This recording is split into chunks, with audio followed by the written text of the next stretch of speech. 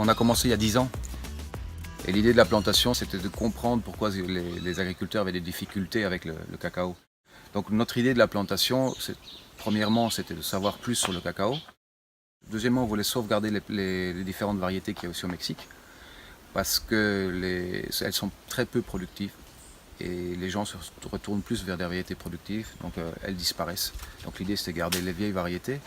Et comment faire avec ces vieilles variétés pour qu'elles aient un rendement exceptionnel. Donc on a changé toutes les pratiques, on a changé les distances entre arbre et arbre, on a changé le système d'ombre, on a changé le système pour couper les arbres et on a changé aussi le système de récolte.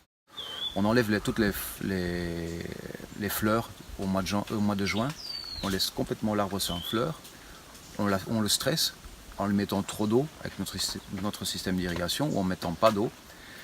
En stressant la plante, on produit la floraison. Et à partir de la floraison, il faut compter 5 mois pour avoir la récolte. Donc nous, on arrive à gérer la récolte en stressant la plante. Ici, l'idée de cette parcelle ici, c'est d'essayer de trouver un système de production efficace. Ici, ce qu'on a fait, c'est qu'on a mis du piment. Donc entre les lignes de cacao, on a du piment. Pour l'ombre des premières années du cacao, on a de la papaye. À partir de 3 mois, quand la papaye mesure plus ou moins 1,50 m, on met alors l'arbre de cacao. Donc on utilise l'ombre de la papaye pour faire grandir le petit arbre de cacao. Et chaque 6 mètres, on met un arbre forestal. Donc après 2 ans, l'arbre de papaye meurt. Donc on ne récolte plus la papaye et on a l'arbre forestal qui va donner l'ombre pour le cacao. Et normalement là on a la 3e année et le cacao commence à produire.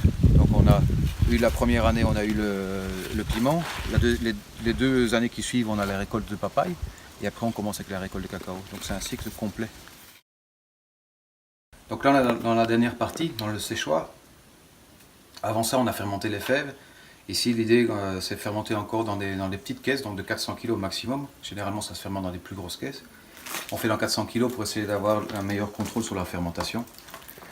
On fait une fermentation, donc c'est plus ou moins 2 étapes de fermentation. La première c'est la fermentation alcoolique. Donc les 2 premiers jours, les sucres de la pulpe se transforment en alcool. Après on oxygène, on mélange, et on commence avec la fermentation acétique. Et là ça dépendra un peu des facteurs extérieurs, de la température, de l'humidité. Ça peut durer encore 2 ou 3 jours en plus. Donc on a un total de fermentation pour le criollo de 5 à 6 jours maximum. Une fois qu'on a fait le cut test, on voit que la fermentation a bien été faite à l'intérieur de la fève, on vient faire sécher le cacao. Ici on sèche seulement au soleil. Et l'idée en fait c'est de conserver ces fèves qui sont totalement blanches à l'intérieur. Donc la différence totale qu'il y a avec un autre cacao, c'est son amertume. C'est pas du tout amer d'ailleurs, on peut le manger comme ça. Le chocolat noir, si on peut appeler chocolat noir, chocolat amer, a une couleur de chocolat au lait.